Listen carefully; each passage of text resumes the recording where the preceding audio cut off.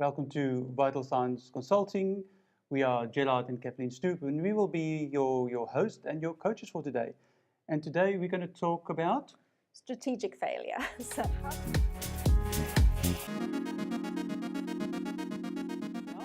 Strategic failure. So how to be strategic about your failure. In our last episode, we talked about failing forward.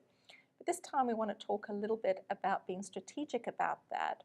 And the topic we're going to discuss probably would sound a bit boring to some people, but it turns out it's a really important one, and it's been really important for us. It's about note-taking.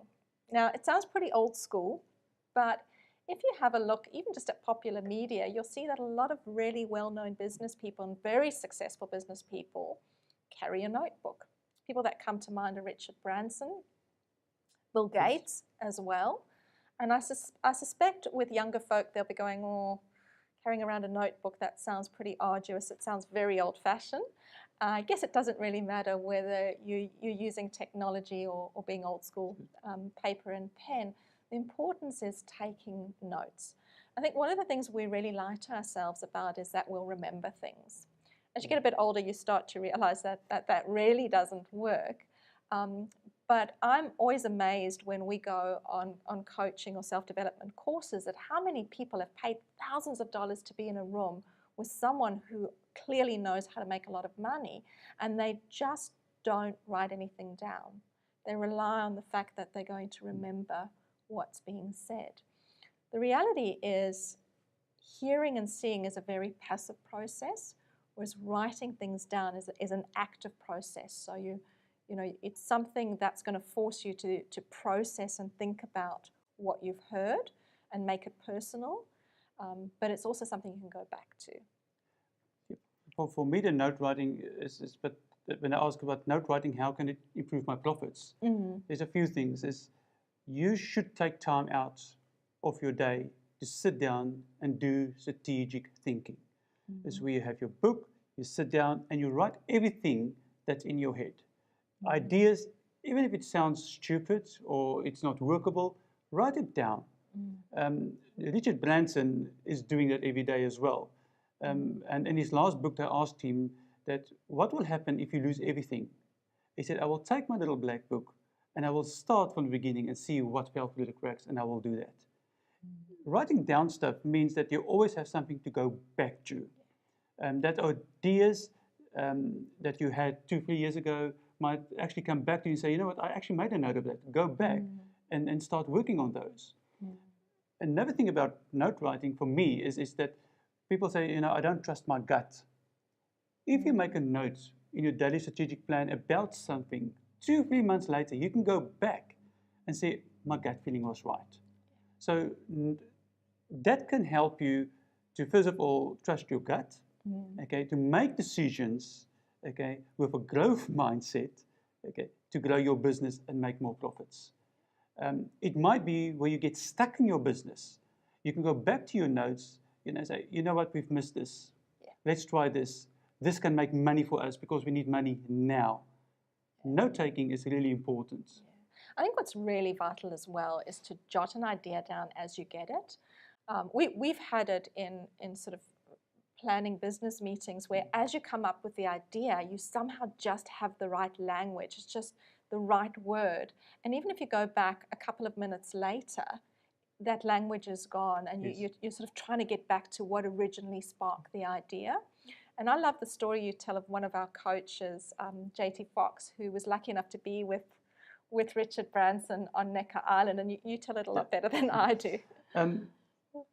Richard explained the spider theory to the students. So JT took his students to Necker Island.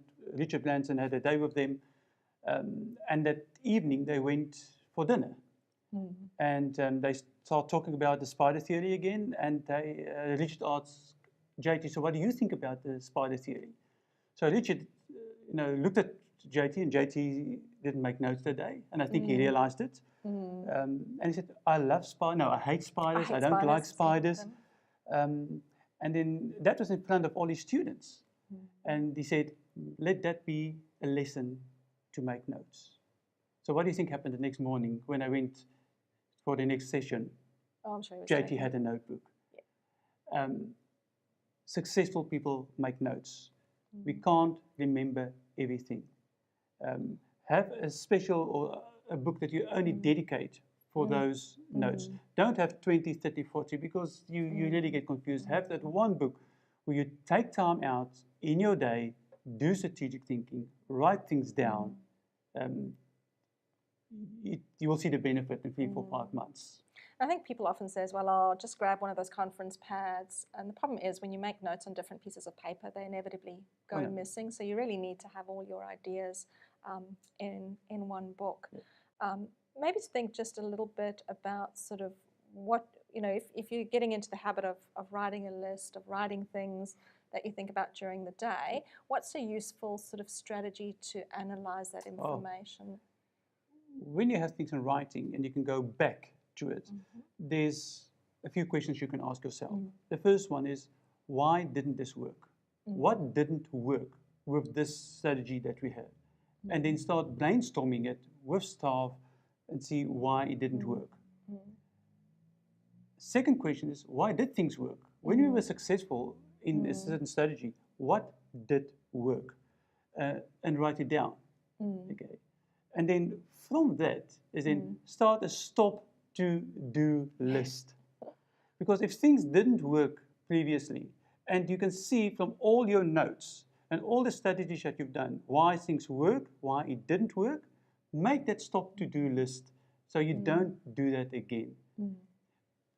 We need to learn lessons from our mistakes. They say a clever person learns from his mistakes, but a genius learns from other people's mistakes.